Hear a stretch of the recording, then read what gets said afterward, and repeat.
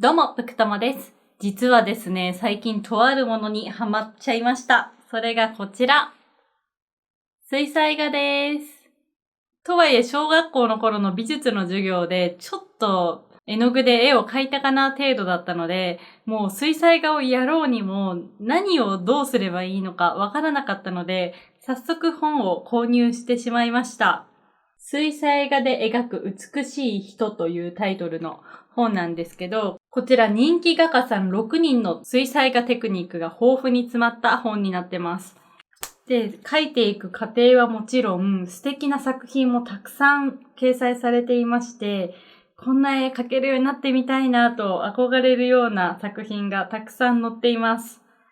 そしてこちらの本はご覧の通り、アナログの本当の絵の具を使って描く水彩画のやり方が載っています。なんですが、ここはぷくともチャンネル。この本に掲載されているテクニックを私はあえて iPad で再現したいと思います。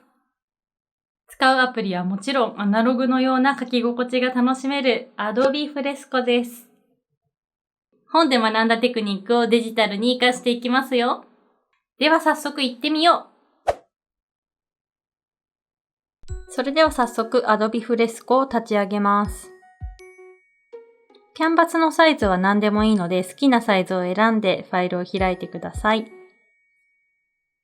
本番の絵に入る前に今回使う水彩ペンについて説明します。上から2番目にあるライブブラシの中にある水彩を選びます。一旦一番上にある水彩ラウンド彩筆を選びます。で、この水彩ペンを使うときにポイントになるのが流量と水量のバランスです。それぞれどういうことなのか説明していきます。まず流量ですね。これが筆につける絵の具の量だと考えてください。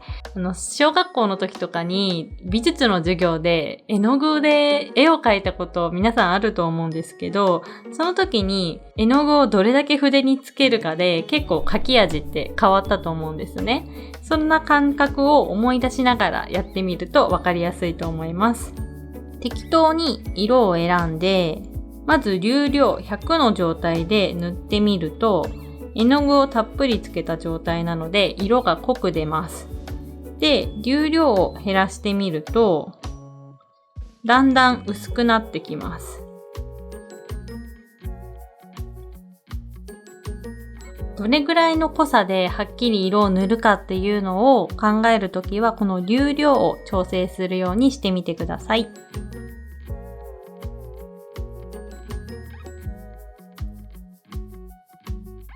続いては水量について説明します。水量は筆に含まれている水の量です。水が多ければ多いほど滑らかに描くことができます。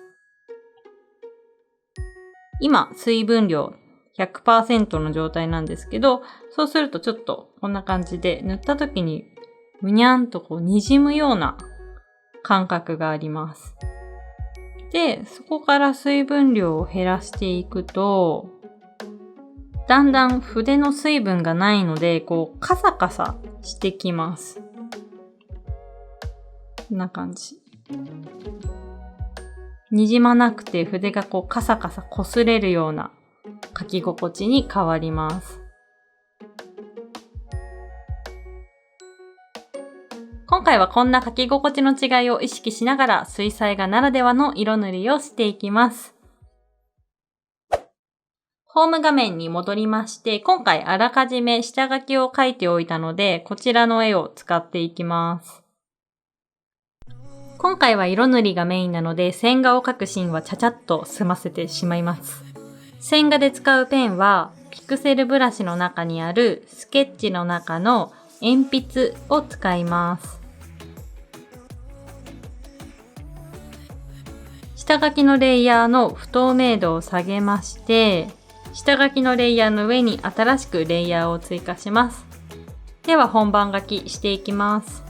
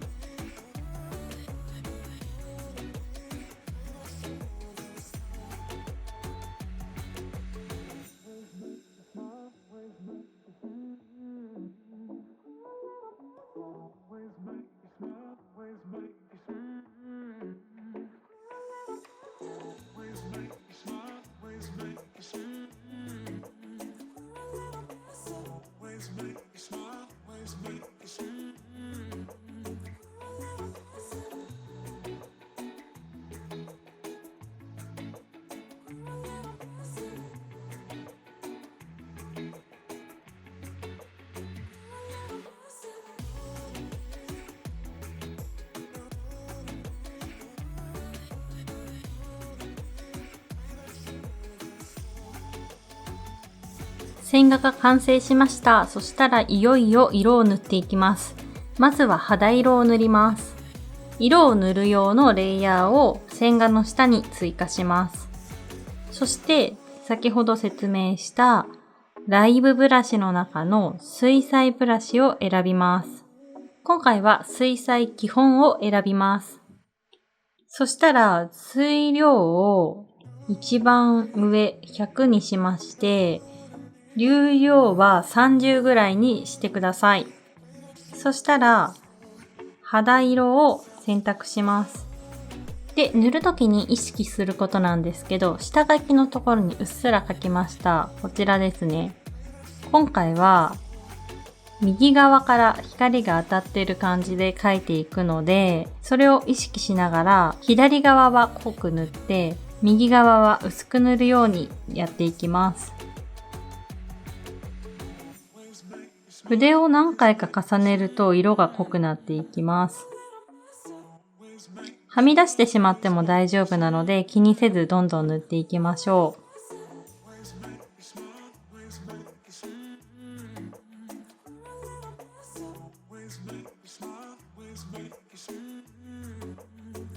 う。塗れました。そしたら同じ色のまま今度は流量をだいたい60ぐらいにしまして、筆をちょっと細くします。だいたい40ぐらいにしました。この状態で今度は影となる部分を塗っていきます。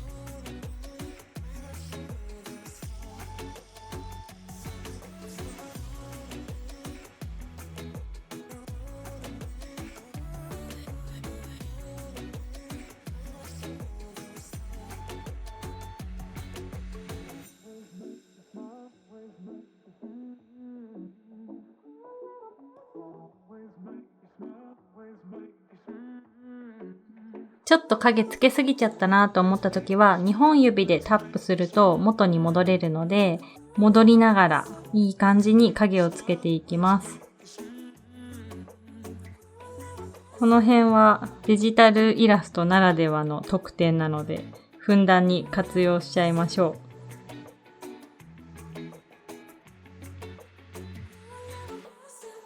はい、できました。そしたら顔のパーツの影など細かいところも塗っていくので、今度ペンを変えます。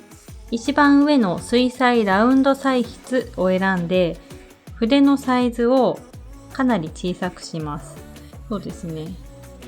だいたい15ぐらいに設定します。で、流量の方もだいたい80ぐらいにちょっと濃いめにします。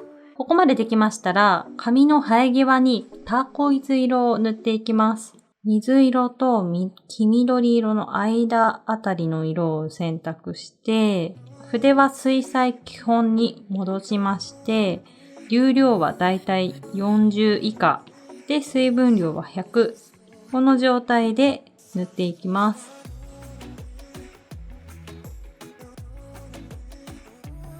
今まで塗ってた色と滲んで馴染んでいく感じになります。はい、できました。そしたら今度はスポイトブラシで肌色を選択します。そしたらそこから肌色をちょっと濃くしたオレンジ色を選択します。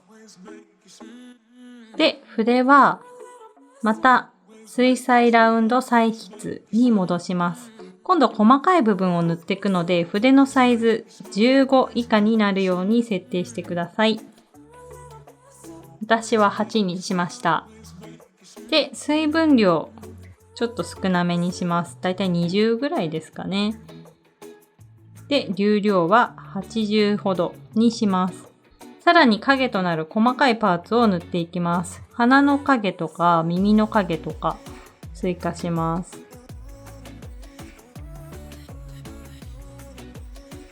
右側から光が当たってると感じたときに、より影が濃くなりそうな部分を意識して塗っていきます。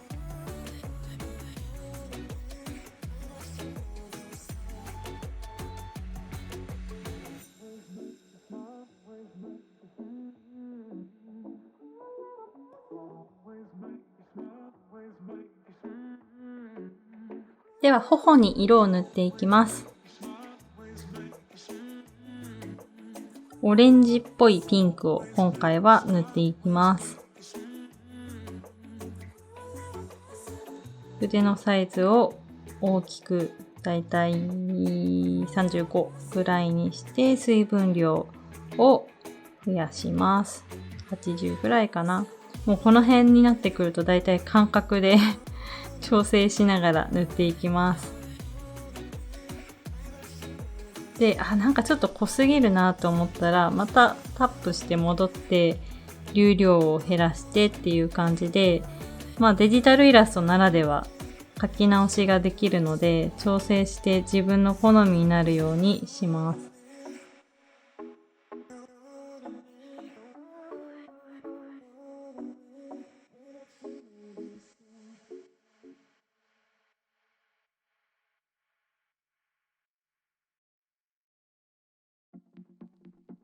はい、それではいよいよ紙を塗っていきます。なんですけど、今この状態だと、キャンバスが水分をたっぷり含んだ状態になってしまっているので、紙を塗ろうとした時に、わーっと塗ってみると、こんな感じで、肌の部分までじゅわじゅわっと滲んでっちゃうんですね。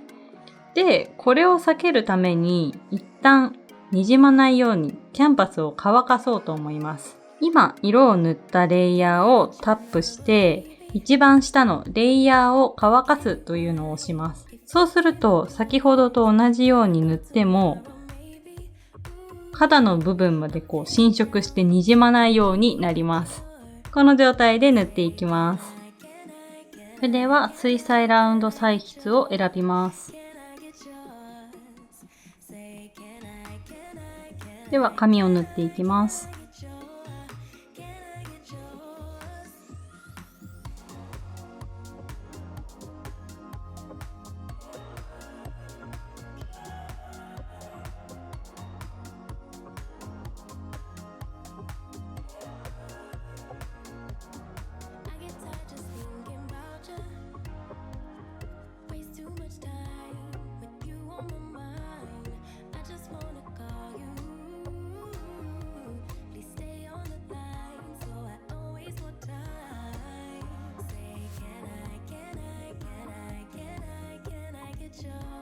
そしたら改めてレイヤーを乾かして、今度は茶色っぽい色を重ねていきます。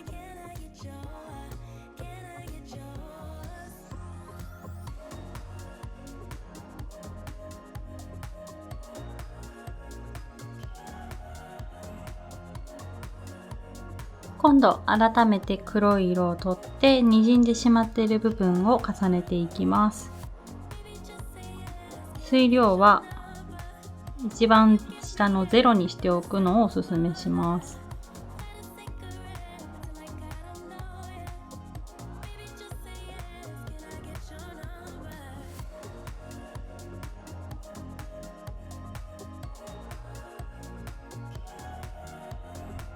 そしたら滲んで広がってしまった毛先部分を消しゴムで消していきます。消す時も髪の毛の流れを意識しながら消していくと、より髪の毛っぽいこの繊細な感じが残ると思います。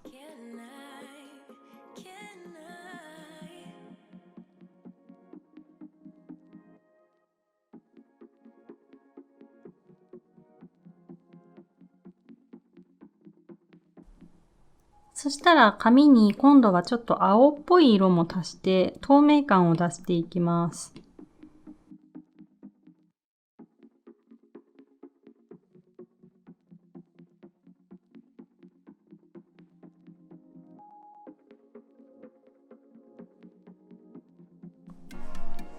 はい、できました。そしたら今度は服の影をつけていきますと、その前に肌色が服の部分にまで染み込んでしまっているので、ここを一旦消しゴムで消してしまいます。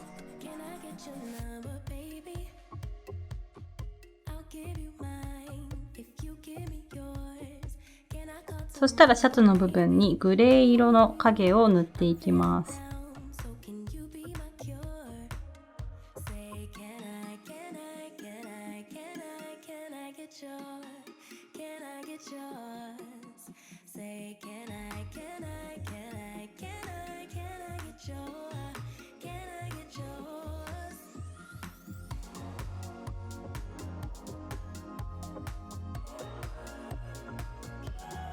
そしたらさらに消しゴムを使って細かい修正をしていきます。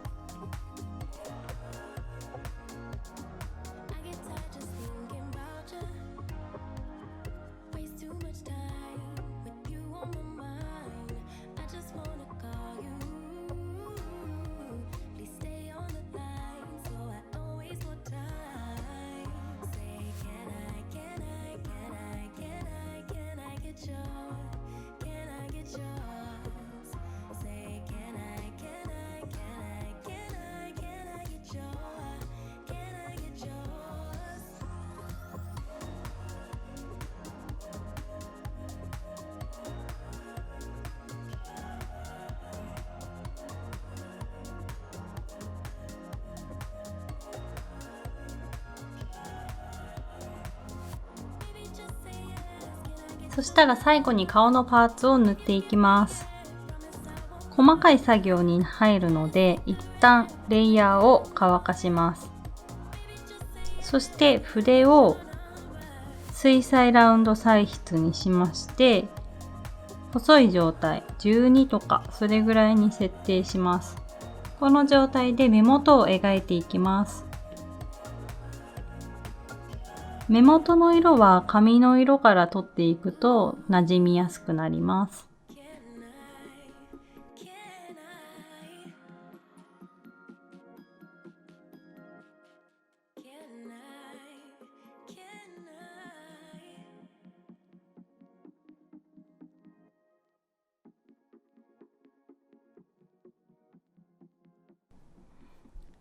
あまりにじませたくないなと思ったら都度レイヤーを乾かすようにしましょう。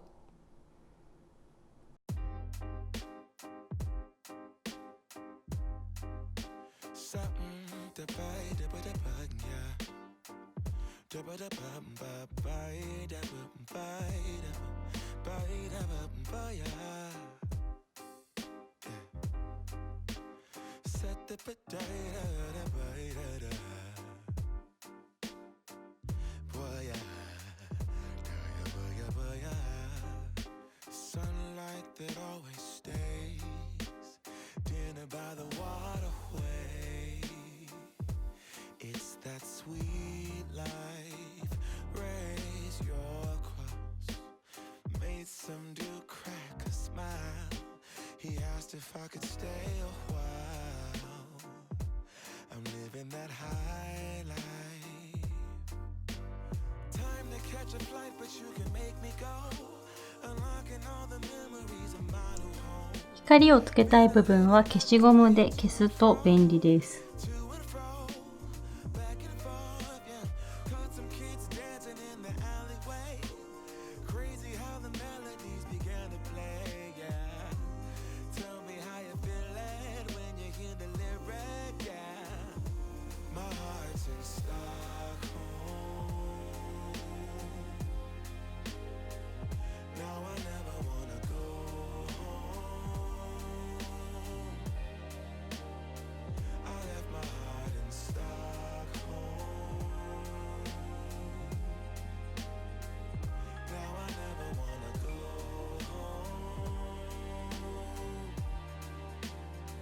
Shopping the girl.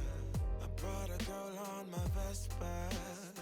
She said I already told ya, yeah, yeah. I never dated a black guy. I said you're brown yourself. Let me offer help. Come on inside. Where everybody knows your name, everybody knows your name. Time to catch a flight, but you can make me go. Unlocking all the memories of my new home.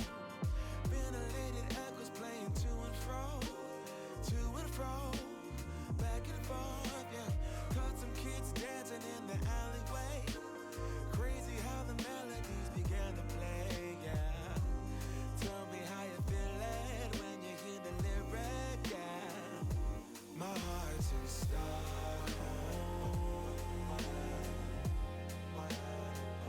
Now I never wanna go home.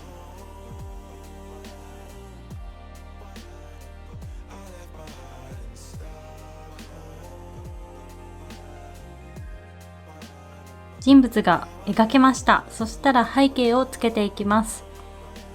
色を塗ったレイヤーの下に新しくレイヤーを追加します。で、今度は水彩ウォッシュ平筆を取ります。で、人物の周りはちょっと濃くして、周りは淡く塗るようなイメージで塗っていきます。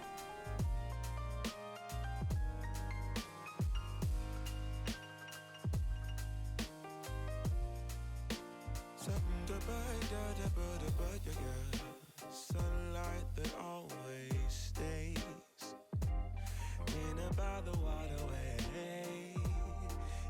It's that sweet life, sweet life, sweet life. I never wanna go home, go home. I'm living in Stockholm, Stockholm. I never wanna go home. できました。いかがでしたか？水彩画は初めてだったので、水量と流量のバランスだとか、あとは色の使い方とかすごい難しかったです。でもその一方、本に記載されているような水彩画ならではの滲み感というのをフレスコでもしっかり再現できたので、そこの点はすごい感動しました。あと描いてみて思ったのは、私デジタルイラストを描くときってすごいレイヤーを細かく分けることが多いんですけど、今回はあえてアナログならではのということだったので、レイヤーもほとんど分けずに、色と色が混じる感じとかも楽しみながら描いてみたんですが、その点もすごい描いていて新鮮でした。水彩画の基礎を学ぶことによって光と影の捉え方っていうのも分かってきたので、その点は水彩画以外にも今後活かせていけそうだなと思ってます。アナログならではの良さとデジタルならではの良さを融合させて、これからもイラストを楽しんでいきますので、ぜひチャンネル登録の方もよろしくお願いします。ではまた次の動画でお会いしましょう。以上、ぷくともでした。バイバーイ。